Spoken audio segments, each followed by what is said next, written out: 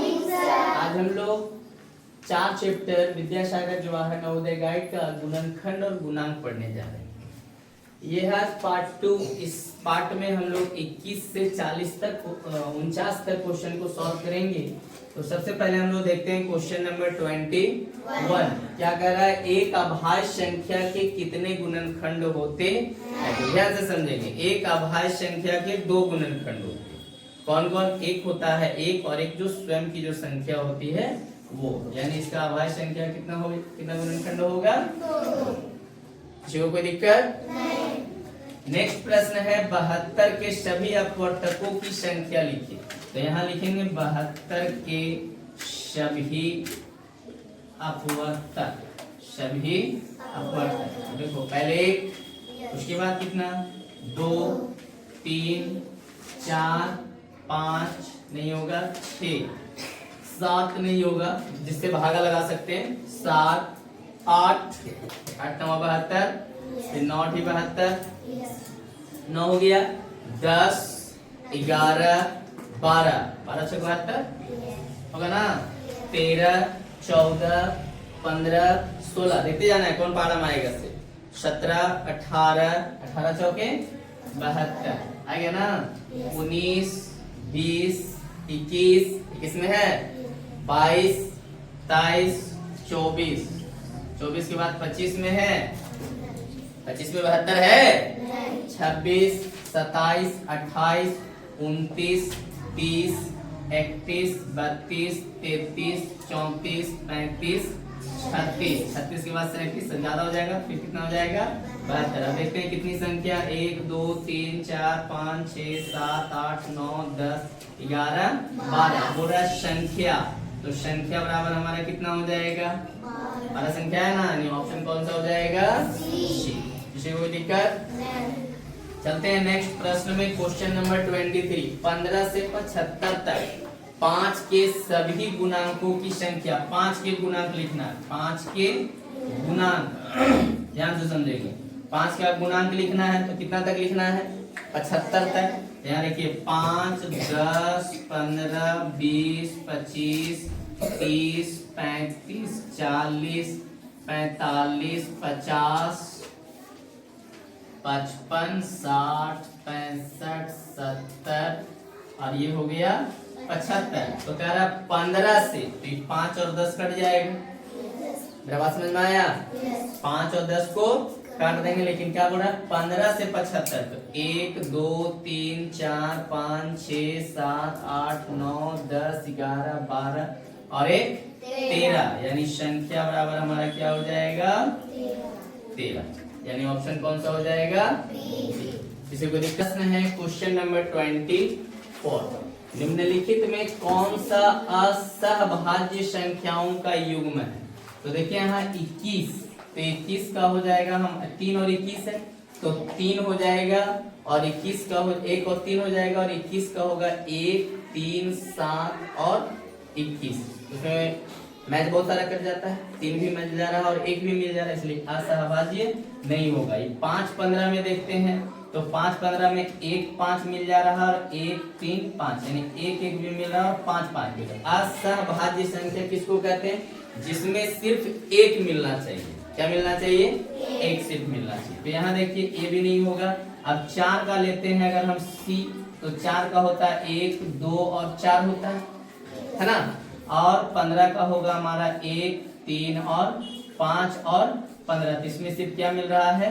1 मिल रहा है, इसलिए हमारा असहभाज्य संख्या का युग्म कौन हो जाएगा?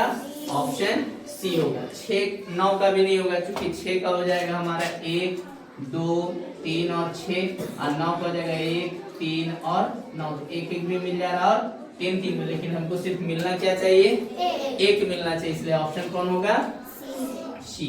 अब है 21 के प्रथम 5 गुणांक। 21 के प्रथम 5 गुणांक। 21 का प्रथम 5 गुणांक। 5 गुणांक यानी 21 का पहला 5 बार लिख देना। 21 21 दूनी 42 21 63 61 चौक 84 21 25 105, यानी कौन सा ऑप्शन हो जाएगा हमारा? 21 42 63 84 105, यानी ऑप्शन डी हो जाएगा। ठीक। अब कह रहा है 37,800 का अभाज्य गुणनखंड क्या होगा, तो जो निकालना पड़ेगा। तो देखिए यहाँ पे 37,800, ठीक है, आराम से निकालेंगे सर। पहले 2 से, 2 एकम बचा 1, 17 हो गया, 2 अठी 16 बचा 1, 18, 2 9 18, 0 0। फिर 2 से, 2 9 18, 2 चौके 8, 2 पचे 10, 0। फिर 2 से, 2 चौके 8, 2 सते 14, 2 दूनी 4, 1 बचा, 2 पचे 10। भाग लगाने जानते हैं ना। अब देखिए 3 से, 3 एकम 3 बचा 1, 17 हो गया, 3 पचे 15 बचा 2, 22 हो गया, नहीं 3 सते 21 बचा 1, 1 और 5 15, तो 3 पचे 15, सुनना रहा ना। 3 पचे 15, 3 दूना 6 बचा 1, 3 पचे 15।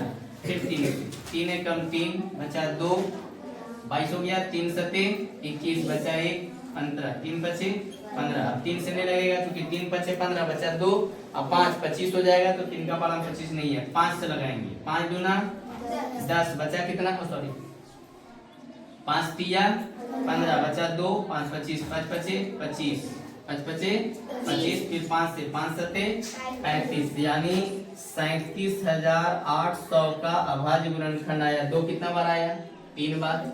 2 गुने 2 गुने 2, 3 कितना बार है, 3 बार। 5 कितना बार है, 2 बार। और 7 3 बार। अभी देखो चारों ऑप्शन में कौन सा मिला, लग रहा है बी है। 2 3 बार है, 3 3 बार है, 5 2 बार है, 7, यानी ऑप्शन हमारा कौन हो जाएगा, बी। क्लियर में है। क्वेश्चन नंबर 27 क्या कह रहा है क्वेश्चन, 30 के गुणनखंड है, 30 का गुणनखंड निकालेंगे एकदम आराम से। गुणनखंड जानते हैं ना आप लोग। देखिए गुणनखंड यानी सबसे पहले 1 से भाग लगेगा 30 में, ठीक है ना। अब 2 से भाग लगेगा 15 दूना 30, 3 से, 3 का पालन है, 4 में, 5 में, 6 में, 7 में नहीं है, 8 में नहीं है, 9 में नहीं है, फिर कितना में होगा, 10, 11 में, 12, 13, 14, 15, 15 के बाद हो जाएगा 16, तो 16 दूना 32, अब तो ज्यादा हो जाएगा, तो 15 के बाद सीधे कितना में होगा, 30 में, यानी 1 2 3 5 6 10 15 30। देखो ऑप्शन डी मिल रहा है, यानी ऑप्शन हमारा कौन सा हो जाएगा, डी। नेक्स्ट प्रश्न है 28, निम्नांकित में से 316 का कौन गुणनखंड नहीं है, यानी 316 में किससे भाग नहीं लगेगा। 1 से तो भाग लग जाएगा। अब 8 से देखते हैं, तो 8 से अगर हम लोग भागा लगाते हैं 316 में, 8 तिया 24 बचता है कितना, 7, यहाँ 76, 8 9 72, शेष बच जाता है 4, यानी ऑप्शन हमारा कौन सा हो जाएगा, बी। 79 से भाग लग जाएगा, 158 गुना 316 होता है, यानी ऑप्शन हमारा कौन सा हो जाएगा, बी। 8 से भाग नहीं लगेगा। क्वेश्चन नंबर है 29, 25 से छोटी 3 के गुणजों की संख्या, 25 से छोटी, तो 3 के गुणज, 3 के गुणज, तो देखो पारा लिखना है, 3 का 3, 3 दूनी 6, 3 तिया 9, 3 चौके 12, 3 पचे 15, 3 छक 18, 3 सते 21, 3 अठी 24, 3 9 27, तो 25 से छोटी बोल रहा है ना, 25 से छोटी बोल रहा है, तो यहाँ संख्या बराबर कितना हो जाएगा हमारा, 1 2 3 4 5 6 7 8, यानी ऑप्शन हमारा कौन सा सही होगा, सी। किसी को कोई दिक्कत नहीं। क्वेश्चन नंबर है 30, निम्नलिखित में से कौन सी संख्याओं 12 20 और 24 का एक गुणनखंड सर्वनिष्ठ गुणनखंड है। तो सबसे पहले 12 का गुणनखंड निकालेंगे, किसका, 12 का गुणनखंड। तो 12 का गुणनखंड देखो, 1 फिर 2 3 4 5 से नहीं लगेगा, 6, फिर कितना हो जाएगा, 12। 12 के बाद कितना का बोल रहा है, 20 का। 20 का गुणनखंड 1 हो जाएगा, 2 हो जाएगा, 3 नहीं होगा, 4 होगा, 5 होगा, 6 नहीं होगा, 7 8 9 10 और फिर सीधे कितना, 20। अब कितना का निकालना है, 24 का गुणनखंड। 24 का निकालिए, 1 2 3 8 24, 4 6 24, 5 नहीं 6 होगा, 6 6 24, 7 8 होगा, 9 नहीं होगा, 10 11 12 13 14 15 16 नहीं होगा, फिर सीधे कितना हो जाएगा, 24। अब 12 का गुणनखंड हो गया 1 2 3 4 6 12। 20 का हो गया 1 2 4 5 10 20। और 24 का गुणनखंड हो गया 1 2 3 4 6 8 12 24। अब कह रहा है सर्वनिष्ठ गुणनखंड। सर्वनिष्ठ गुणनखंड, तो सर्वनिष्ठ गुणनखंड देखिए 1 मिल रहा है, 2 मिल रहा है और 4 मिल रहा है। तो अब कह रहा है क्या, निम्नलिखित में कौन सी संख्याओं 12 20 24 का एक सर्वनिष्ठ यानी उभयनिष्ठ गुणनखंड है। यहाँ उभयनिष्ठ गुणनखंड क्या हो जाएगा हमारा, 4 हो जाएगा, क्योंकि इसका ऑप्शन हो जाएगा हमारा कौन सा, बी। तो देखेंगे 31 क्वेश्चन है 1224 का अभाज्य गुणनखंड है। कितना का, 1224 का। देखिए हम लोग लघुत्तम निकालेंगे 2 से 2 छक 2 एकम 2 2 दूना 4, 2 से 2 तिया 6, 0 देना पड़ेगा, 2 छक 12, फिर 2 से 2 एकम 2 2 पचे 10 2 तिया 6। अब 2 से लगेगा नहीं, क्योंकि लास्ट में मेरा क्या दिया हुआ, विषम संख्या है। 3 से 3 पचे 15, 3 एकम 3, फिर 3 से 3 एकम 3, बचा 2, 3 7 21 17, कटेगा ना। तो हमारा यहाँ 1224 का भाज्य गुणनखंड आ जाएगा 2 गुना 2 गुना 2 गुना 3 गुना 3 गुना 17। तो इसको 2 मेरा 3 बार है तो 3 पावर में दे देंगे, 3 2 बार है गुने 17। यानी ऑप्शन देखिए कौन सा मिल रहा है सर, कौन सा ऑप्शन मिल रहा है, सी। क्या हो रहा है, सी। नेक्स्ट क्वेश्चन है 3 से विभाजित होने वाली 20 से कम सभी संख्याओं का योग निकालें। 3 से विभाजित होने वाली, तो यहाँ लिखेंगे 3 से विभाजित 20 से कम, 20 से कम। तो 3 3 गुना 6, 3 तिया 9, 3 चौके 12, 3 पचे 15, 3 छक 18। ज्यादा हो जाएगा ना, अब इसको जोड़ेंगे 8 5 13 2 15 5 20 4 24 36 3 33 के 3 हाथ में 3 3 1 4 1 5 और 1 6। यानी कितना आंसर आ गया, 63। यानी क्या होगा हमारा आंसर सी होगा। आगे कह रहा है 420 का अभाज्य गुणनखंड क्या होगा, 420 का। तो 420 का निकालेंगे 2 से 2 गुना 4 2 एकम 2 0, फिर 2 एकम 2 0 2 बचे 10, 3 तिया 9, 3 बचे 15, 5 सत्ते 35। 420 का अभाज्य गुणनखंड आया 2 गुने 2 गुने 3 गुने 5 गुने 7। देखिए कौन सा ऑप्शन मिल रहा है, 2 गुने 2 गुने 3 गुने 5 गुने 7। यानी ऑप्शन कौन सा हो जाएगा हमारा, बी सही। Clear, yes. लोग क्वेश्चन नंबर 34 को सॉल्व करेंगे। 34 नंबर क्वेश्चन है 140 का अभाज्य गुणनखंड है। कितना का, 140 का। पहले 2 से 2 सत्ते 14 0, 2 से 35 दूना 70, फिर 5 सत्ते 35, ये ना होगा। तो 140 का गुणनखंड कितना, अभाज्य गुणनखंड कितना है, 2 गुने 2 गुने 5 गुने 7। यानी ऑप्शन कौन सा हो जाएगा, डी। क्या डी आंसर हो जाएगा।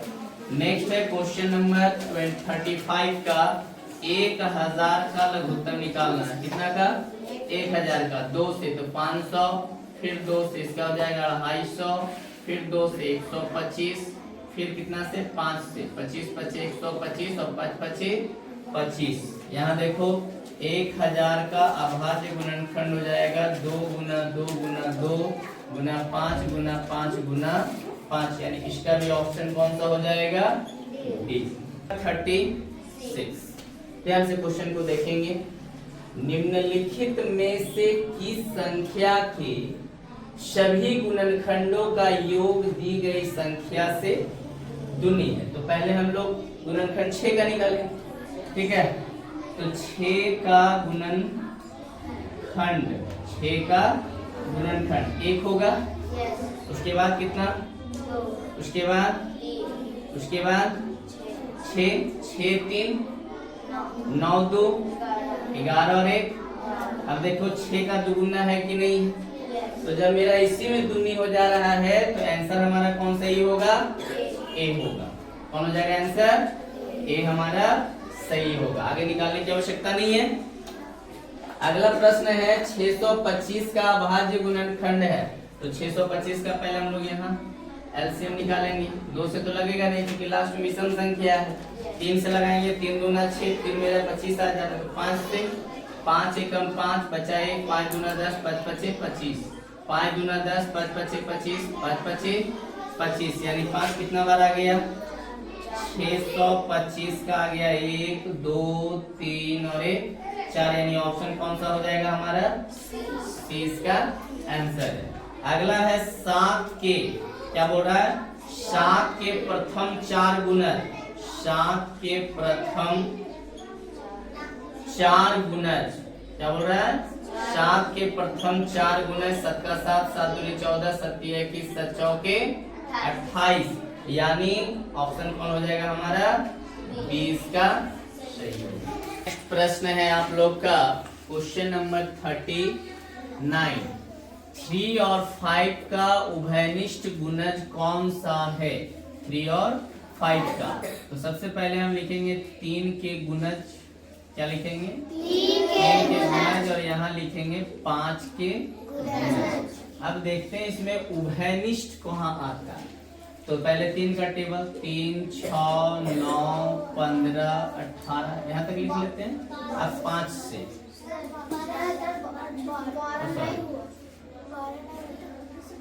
9 12 15 18, ठीक है। अब 5 के देखते हैं, 5 10 15 20, कितना में देखिए कोई मिल रहा है? दोनों में क्या मिल रहा है? 15, यानी यहाँ उभयनिष्ठ गुणज हो जाएगा क्या? उभयनिष्ठ गुणज हमारा क्या है? 15, यानी ऑप्शन हमारा कौन सही हो जाएगा? बी आंसर है। क्लियर। नेक्स्ट प्रश्न है क्वेश्चन नंबर 40। 6 और 7 का उभयनिष्ठ गुणज कौन सा होगा? तो पहले 6 का गुणज लिखेंगे हम लोग, है ना। उसके बाद 7 का गुणज, देखिए 6 दूना 12, 6 तिया 9 चौके 9 पचे 30, 6 छठ 9 सत्ते 6 अठे 7 का भी लिख के देखते हैं, इतना भी मिल जाना चाहिए। 7 7 दूनी 14, 7 तिया 7 चौके 7 पचे 7 छठ 7 सत्ते, इतना में कुछ मिल रहा है? कितना? 42। तो यहाँ हो जाएगा उभयनिष्ठ गुणज हमारा क्या आएगा?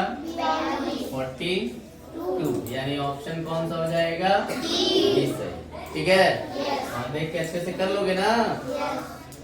अगला है 9 और 19 का उभयनिष्ठ गुणज कौन सा है? तो पहले 9 का गुणज लिखेंगे हम लोग, कितना का? 9 का। उसके बाद कितना का? 19 का गुणज, 19 का गुणज, 9 का 9, 9 दूनी 18, 9 तिया 27, 9 चौके 36, 9 पचे 45, 9 छठ 54, 9 सते 63, 9 अठी 72। अब 19 का लिखते हैं, 19 का 19, 19 दूनी 38, 19 तिया 57, 19 चौके 76, 19 पचे 95। अभी तक कुछ मिला? अभी तक कोई संख्या मिल रहा है? नहीं ना। और लिखेंगे 9 अठी 72, 9 नवा 81, 9 दहिए 90, 90 और 9 99। अभी तक भी नहीं मिला। 99 और 9, 99 और 9 108, 19 पचे 95, 19 छठ 114, 19 सत्ते 133, है ना। अब यहाँ 109, 109 और 108 और 9 117, 117 और 9 17 3 20 और 6 26, 126, 126 और 9 26 4 30 और 5 35, 135, 135 और 9 35 5 40 और 4 44, 144, इतना आया। अब 19 का 19 19 38 51 57 98 14 33 69 152 19 नमा 171। अब यहाँ देखो 44 और 6 50 और 3 53 153 53 और 7 60 और 2 62 162 162 और 8 170 171। अब देखिए 171 मिल रहा है।